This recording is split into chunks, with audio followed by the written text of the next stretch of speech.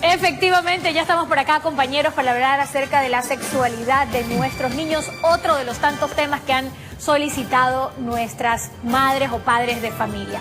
Hoy hemos querido invitar al doctor Rodolfo Rodríguez. Él es psicólogo, él es terapeuta, él es sexólogo y pues nos va a dar algunas pautas importantes para poder hacerlo en casa. Antes de conversar con nuestro especialista, quiero invitarlos a ver una nota porque también hay un índice, hay un aumento del embarazo en adolescentes a propósito de la pandemia. Veamos esta información. Antes que la pandemia por el nuevo coronavirus llegara al Ecuador, diariamente 7 niñas menores de 14 años daban a luz. Esta realidad podría empeorar, según advierte la ONG Plan Internacional, que expone una serie de factores que ponen en riesgo a la integridad de las niñas y adolescentes. Por ejemplo, estar encerradas durante el confinamiento con sus agresores. Alrededor del 70% de los agresores sexuales de las niñas y adolescentes están en su entorno familiar. Eso quiere decir que son conocidos y que gozan de la confianza de las niñas en muchos casos, porque es el abuelo, el tío, el primo, a veces los hermanos, inclusive los padres, el padrastro. Recientemente el Fondo de Naciones Unidas para la Infancia también había alertado sobre las consecuencias que podría tener el cierre de las escuelas debido a la pandemia, manifestando que esto podría incrementar hasta en 9 veces el riesgo de uniones tempranas, violencia de género y embarazo adolescente.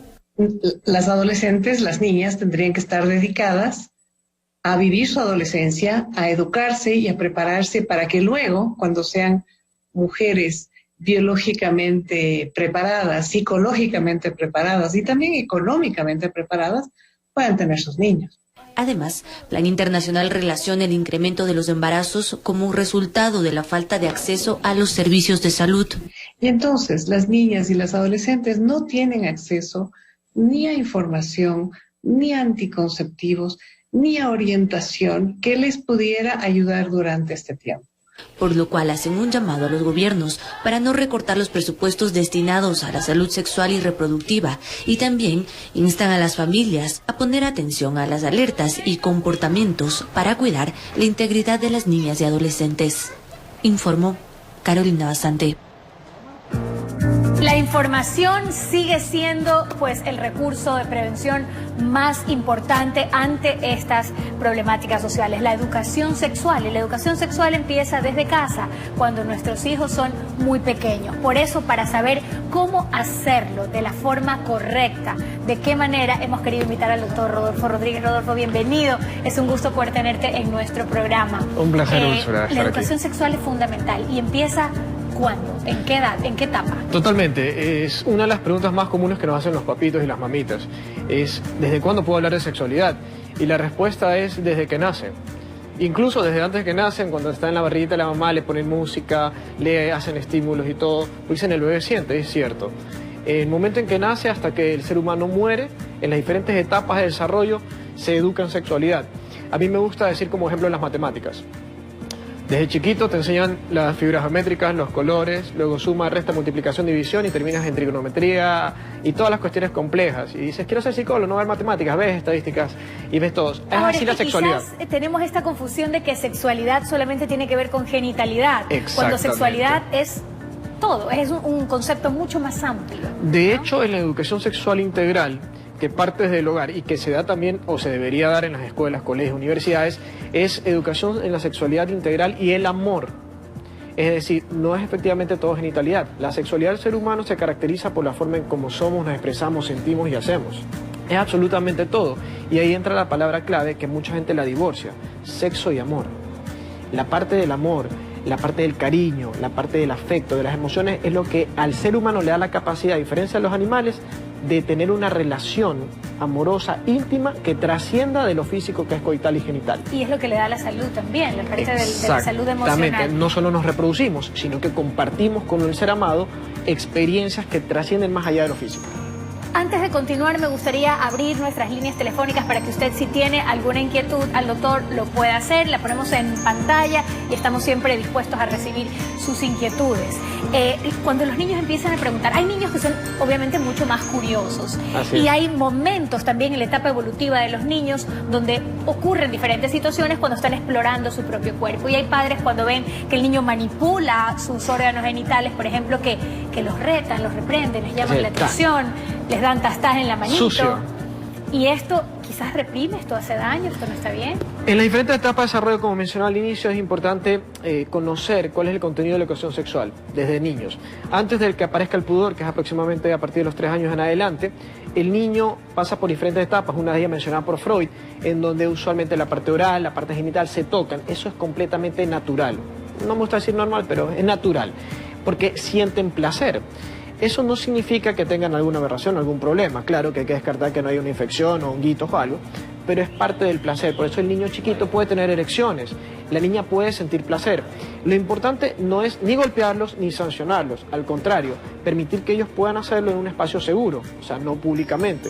Luego, a medida que van creciendo, en diferentes etapas de desarrollo, como en la pubertad y demás, donde ya son un poquito más reservaditos, se les dice que pueden tener, por ejemplo, un niño, un varón que tenga una erección, decirle, ok, te me vas a ir por favor hacia un lado, te vas al baño o te vas a tu cuarto, sientes tu cuerpo, lo reconoces y listo. Estas conductas son oportunidades para que los padres puedan hablar con ellos. Totalmente. Toda cuestión que se presente, un embarazo, una canción, una película, una serie, un estímulo, viste besándote a alguien, es una oportunidad perfecta. Y esa es una de las claves que vamos a ver el día de hoy para hablar de sexualidad. Porque esto no es sentarse y vamos a hablar de sexo. Claro. No funciona así. Esto es 24 horas, los 7 días de la semana, los 365 días del año. Aprovechando todas las oportunidades que están en la cotidianidad. Totalmente, encontrar el tema para Has traído hablar. tú unos tips para poder hacerlo así de manera muy puntual y didáctica con los padres. Vamos a poner esa información en pantalla para poder ir desglosando estas ideas para los padres que nos ven. Tenemos, como te das cuenta, el primero, buscar acercamiento previo a tratar el tema. El acercamiento consiste en normalizar la situación de la sexualidad. Los niños son un poco más proclives a permitir esto. Los adolescentes son más reacios. La idea es justamente encontrar el tema para hablar. Y esto es lo que más hay, sobra. Te la pongo más fácil para las personas, las canciones. Desde los niños chiquitos hasta los adolescentes, el perreo, la salsa, lo que sea que escuchen, es una oportunidad perfecta para decir, oye, qué interesante esa letra. ¿Qué quiere decir? ¿O qué entiendes tú? Punto número 1. Pero desde ese abordaje, ¿no? Desde qué horror esa letra, es el colmo, ¿cómo es posible? La juventud está perdida. Porque los padres solemos mirar desde ese lugar. Que la vaca se acuerde cuando era ternero. Nosotros de la época de los 80 teníamos canciones también altamente con contenido erótico. Juan Luis Guerra, Maná, muchas canciones que muy sutilmente mandaban un mensaje altamente erótico, sexual. Ahora sí, exactamente. Buenísima canción. Mira, y te habla del deseo sexual y todo. Acá tenemos unas notas un poco más explícitas, pero esos son con los cambios. La idea es que esa es una oportunidad para buscar el acercamiento. Porque dice, te está interesando hablar del tema, no me estás atacando. El chico se abre. El otro que tenemos es... Tenemos otro tip, vamos a poder ponerlo en... más allá, la pregunta, fíjese en la intención. Muchos de los padres, independientemente de la edad del hijo o hija, escuchan la pregunta y quieren responderla. El adulto está programado para una pregunta, resolver, un problema, resolver. Aquí tenemos que ver la intención. Una cosa que tu hijo te pregunte, mami, ¿qué es sexo? A que te diga, mami, ¿qué es sexo? Fíjate el ejemplo que te estoy dando. Si el niño o la niña denota preocupación, miedo o te pregunta con recelo, es muy probable que la duda venga acompañada de alguna emoción o alguna situación que se haya presentado que le haya causado malestar o preocupación, etcétera. Entonces hay que ver cómo te preguntan. Las madres son expertas en decir, yo sé lo que le pasa a mi hijo sin que abra la boca. A veces hasta los esposos también. ¿Por qué? Porque tú percibes eso, la comunicación no verbal. Entonces, más allá de eso, fijarse en la intención. La intención. Así es. Tenemos una pregunta del público, vamos a recibirla en este momento. Adelante. Buenos días. ¿Aló? Hola. Sí, buenos días. Hola, buenos días. Gracias por comunicarse con nosotros. Escuchamos su pregunta. ¿Por qué siempre la educación... ¿Por qué, perdón? ¿Por qué siempre buscar la educación para el hombre, para la mujer y no para el hombre que se cree con tener sexo ya es el varón, el macho. Yo le dije ya la pregunta a la niña anterior. Muchísimas gracias por la pregunta, y aquí un poco lo podemos enlazar con lo que tú hablabas de educación para el amor e incluir siempre el ingrediente del amor. Correcto, anteriormente justamente mencionaba por qué para el hombre y no solo para la mujer también. Esa es la parte interesante, que la educación sexual integral es justamente para todos, independientemente si es hombre o mujer, la orientación sexual, es absolutamente para todos. Por eso siempre uso el ejemplo de las matemáticas. Tú puedes aprender a sumar hasta multiplicar y dividir, y con eso puedes ser el hombre más millonario como el estafador más grande. Depende de cómo tú las utilices. También la religión no importa. Por eso es que en este caso la educación sexual integral tiene un currículum, una cantidad de materias o cosas que puedes ver, pero la idea es que eso, como tú dijiste al inicio del programa, muy acertado, viene del hogar. ¿Por qué? Porque eso se le da a los padres, se los educa primero a ellos, y ellos a eso le incorporan los ingredientes, como estábamos viendo con la comida riquísima, los valores, los principios, la moral, la ética de cada casa, que viene de padre y madre, abuelos, lo que sea, y eso le transmiten a los hijos. Y ese niño, esa niña, ese adolescente, sabrá qué hacer con esa sexualidad. Entonces, de esa manera es que se educa. El siguiente justamente tiene que ver con eso. Veamos justamente el siguiente punto. Tomarse en serio cada pregunta. Muchas veces los niños, sobre todo los niños ahora que son tan dinámicos, que están conectados, hacen preguntas que la gente dice, ay, que se me matan de risa, dicen, ay, qué gracioso. Tenemos que tomarnos en serio. Cada pregunta que haga el niño o niña adolescente, independientemente de lo jocosa que pueda hacer, tomarla en serio. Y sobre todo promover que ellos nos sigan preguntando, porque ahora a la distancia de un clic ellos pueden tener respuestas y no siempre las mejores y las más acertadas. Entonces es preferible fomentar también esto de la confianza para que las preguntas nos las hagan a los padres y no que la busquen a través de un dispositivo. Tenemos una nueva llamada telefónica. Excelente. Buenos días. Buen día. ¿Cómo está? Le Buenos escuchamos. días. Bienvenida.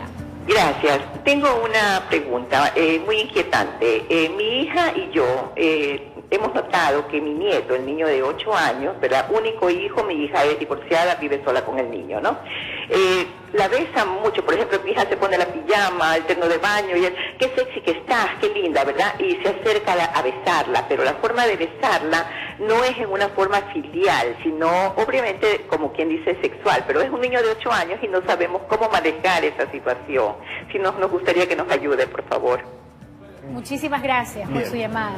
Gracias. Entiendo que el niño está teniendo una manifestación de un contenido un poco más erótico hacia la madre.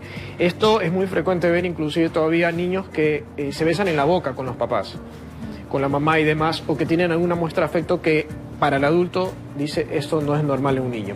Es muy importante que a esa edad en la que se encuentra, que ya apareció el pudor, que ya está pasando próximo a la adolescencia, el niño aprenda las muestras de afecto que son saludables.